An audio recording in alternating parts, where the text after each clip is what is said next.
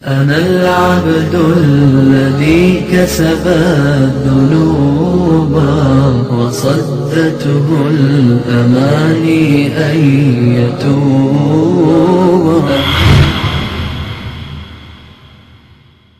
بسم اللہ الرحمن الرحیم. میں نعمان لیاقت آج ایک بڑی اسپیشل سیٹنگ کے ساتھ آپ کی خدمت میں حاضر ہے، اور آج ہمارے گیسٹ بہت ہی اسپیشل ہمارے رسپیکٹیبل جنید جمشید صاحب. اور پالیٹکس آج کل ہماری زندگیوں میں ایک بہت امپورٹنٹ رول وہ لے چکی ہے.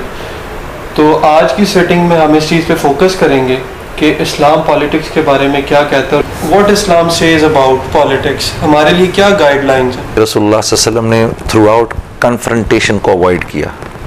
حضرت ابو ذر غفاری جب آئے کلمہ پڑھنے کے لیے تو آپ نے حضرت ابو ذر غفاری رضی اللہ تعالیٰ عنہ کو منع کیا کہ دیکھو باہر اعلان نہ کرنا، ٹھیک ہے، بس کلمہ پڑھو چلے جاؤ.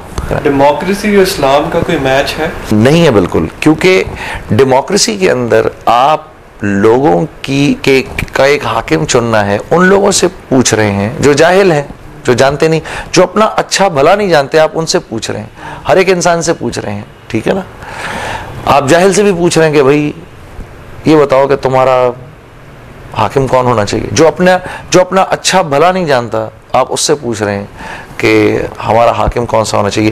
یہ چیز ان ملکوں میں تو چل سکتی ہے، جیسے ویسٹ میں، امریکہ میں چل سکتی ہے، یورپ میں تو چل سکتی ہے، لیکن پاکستان میں جہاں پر کہ جھوٹ، دھوکے بازی اور ظلم اپنی انتہا پر ہے، یہ جمہوریت کا غلط استعمال تو ہو سکتا ہے، صحیح استعمال نہیں ہو سکتا. آپ نے ریسنٹلی ایک سٹیٹمنٹ دی ایک پارٹی کو سپورٹ، تو آپ نے کیا پالیٹکس جوائن کر لی یا کسی پارٹی کو جوائن کر لیا آپ نے؟ نہ میں نے کسی پارٹی کو جوائن کیا، نہ وہ کہیں سے بھی ایک پولیٹیکل سٹیٹمنٹ تھی.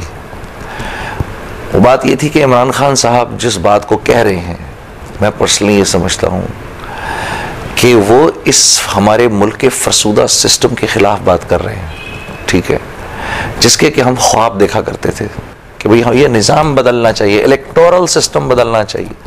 تو میں یہ سمجھتا ہوں یہ تو ایک ہر ذی شعور انسان کے دل کی خواہش ہے.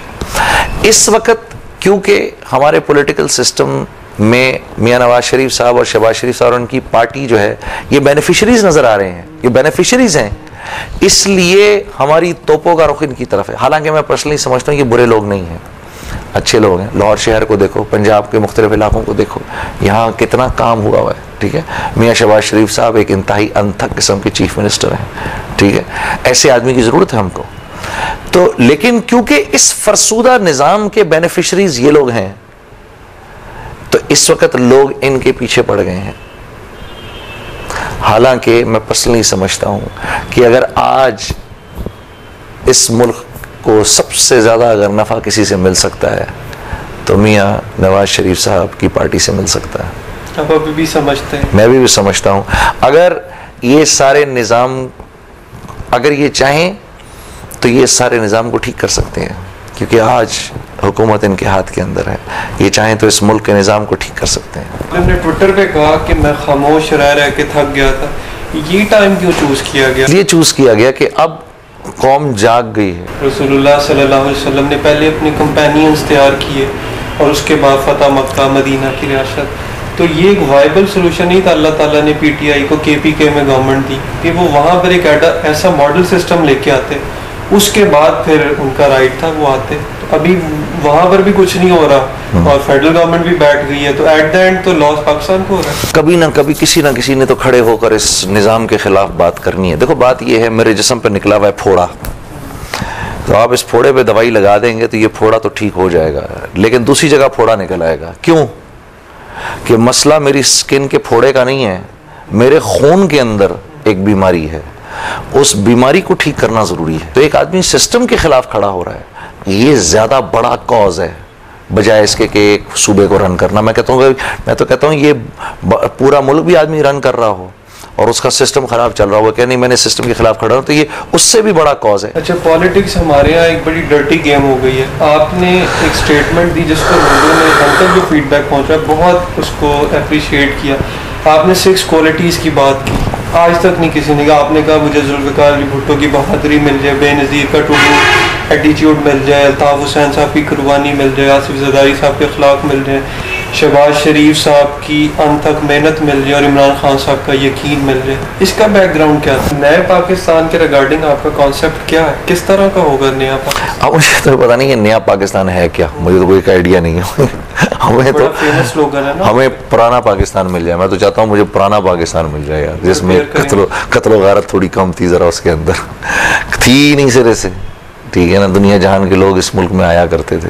ٹھیک ہے, غالباً یہی بات کہنا چاہ رہے ہیں جو نیا پاکستان کا نعرہ لگتا ہے. ٹھیک ہے, اس یوتھ کی بات کرتے ہیں. آپ کو, آپ کی ماشاءاللہ بڑی فالوئنگ ہے, آپ کو ریلیجیس لوگ بھی فالو کرتے ہیں, آپ کو لبرل بھی فالو کرتے ہیں, ماڈریٹ بھی فالو کرتے ہیں.